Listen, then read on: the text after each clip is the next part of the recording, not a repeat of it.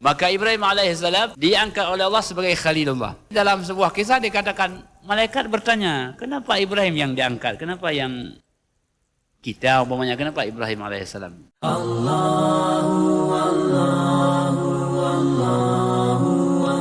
Allah yang dimuliakan oleh Allah Subhanahu wa taala. Makanya ada mengatakan bahwa apa yang menggerakkan Ibrahim bertanya tentang, ya Allah, bagaimana engkau menciptakan orang mati? Apa yang menggerakkan beliau? Ada mengatakan, faqila innallaha wa'adahu, Allah pernah berjanji kepada Ibrahim ayyatakhidahu khalila, bahwa Allah akan menjadikan sebagai khalil, sebagai khalilullah. Ini pangkat yang tinggi, Allah hendak angkat sebagai khalilullah. Mungkin juga pernah sudah kita kisahkan dan disebut dalam tafsir itu, bagaimana kisah Ibrahim alaihissalam untuk menjadi orang yang hebat di mata Allah Subhanahu wa taala, sehingga Allah mengangkatnya sebagai Khalilullah. Karena setiap pangkat yang Allah berikan kepada kita itu tentu lewat ujian-ujian, ya begitu. Ada yang disebut dengan ulul azmi minar rusul, orang yang luar biasa diuji oleh Allah Subhanahu wa taala.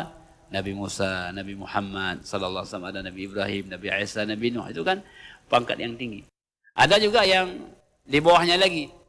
Maka Ibrahim alaihissalam diangkat oleh Allah sebagai Khalilullah. Jadi dalam sebuah kisah dikatakan, malaikat bertanya, kenapa Ibrahim yang diangkat? Kenapa yang kita, umpamanya, kenapa Ibrahim alaihissalam? Ya kan? Maka jemaah yang dirahmati Allah, datanglah malaikat dalam bentuk manusia bertamu ke rumah Ibrahim. Ketika bertamu ke rumah Ibrahim, Ibrahim ternyata sebagai pekerja keras. Apa kerja beliau? Al-Khattab. Mana Khattab? Orang yang mengumpulkan kayu, yang minta kayu. Ibrahim bukan orang kaya, cari kayu dia. Cari kayu dia jual untuk kebutuhan sehari-hari.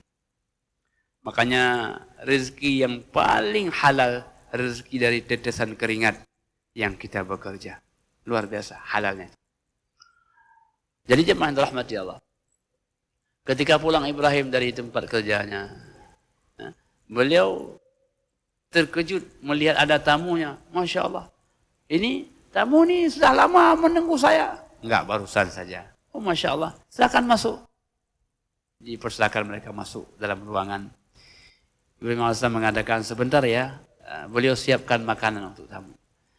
Jadi tamu berdua ini, Ibrahim alaihissalam beliau siapkan satu lembu, tabuh lembu. Dia sembelih lembu itu, kemudian disuguhkan kepada tamu. Namanya tabuh lembu luar orang habis, kolesterol. Tapi itulah Ibrahim, ingin memberikan terbaik kepada tamunya, tak pernah mengharapkan apa-apa. Karena ketika kita mengharapkan manusia, kita pasti akan kecewa. Tapi kalau kita mengharap Allah Subhanahu wa taala, Allah tidak pernah mengecewakan kita. Ya, setelah beliau sembelih, beliau masak, beliau siapkan hidangannya. Silakan tamu-tamu saya makan ala kadarnya. Hai puala kadar tabuh lembu. Kata tamu Ibrahim, kami tidak bisa makan nih. Kalau gratis kami tidak boleh makan. Oke, kalau begitu kita berikan harga. Karena rupanya tamu ini tidak mau yang gratis. Kalau kita mau yang gratis, itu kan. Kita kasih harga. Apa harganya? Harganya adalah engkau mulai dengan basmalah, engkau akhiri dengan hamdalah. Itulah harga makanan ini. Bismillahirrahmanirrahim. Alhamdulillah. Itulah harga makanan. Pak Ibu pedagang kalau jualan begitu cepat kali laku. Padahal pak harga, jok dengan bismillah, wow alhamdulillahnya bagasan. Habis ya, habis barang. Enak. Tapi kita kan nggak yakin ya, nyoka. Habis mudah-mudahan ada yang anggap. Nah, ternyata jemaah yang dirahmati Allah, kata tamu Ibrahim, kami ucapkan selamat kepada Anda. Anda, sebenarnya kami ragu, kenapa Anda diangkat sebagai Khalilullah. Baru sekarang kami yakin, memang kau layak untuk diangkat sebagai Khalilullah. Begitu ikhlas engkau mempersembahkan kepada kami, tak pernah mengharapkan sesuatu dari kami. Engkau hanya mengharapkan Allah Subhanahu wa taala. Nah, jadi rupanya malaikat pun mereka heran.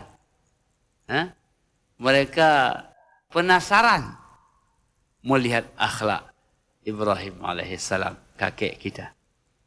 Jadi oleh karena itu jemaah yang dirahmati Allah, inilah puncak kebahagiaan dan ketenangan yang sempurna. Allah yang memuliakan.